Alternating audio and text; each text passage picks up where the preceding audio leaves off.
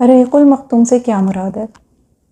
الرحیق المختوم سورہ مطففین میں ایک ایسی شراب ہے، ایک ایسا مشروب ہے جو اہل جنت کو پیش کیا جائے گا۔ الرحیق کا معنی ہوتا ہے نہایت نچوڑا ہوا، بالکل کنسنٹریٹڈ عرق، بالکل جو پیور نیکٹر ہو، اسے کہتے ہیں الرحیق۔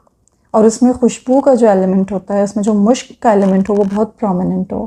اور المختوم سے کیا مراد ہے؟ جس کے اوپر مہر لگی ہو، جس کے اوپر سیل لگی ہو، یعنی اہل جنت کو ایک مہر کنندہ پیور نیکٹر، پیور عرق، بالکل نچوڑی ہوئی شراب پیش کی جائے گی، یعنی ایک ایسا مشروب پیش کیا جائے گا جس میں بہت مہک ہوگی اور وہ مختوم ہوگا، یعنی کہ مہر کنندہ ہوگا۔ ختم کہتے ہیں عربی میں سیل کو، سٹیمپ کو، کسی چیز پہ مہر لگا دی جاتی ہے۔ آپ نے سورہ بقرہ میں ایک آیت پڑھی ہوگی الف لام میم کے پارے میں، ختم اللہ علی قلوبہم، یعنی ان کے دلوں پر مہر لگا، اللہ نے ان کے دلوں پر مہر لگا دی ہے۔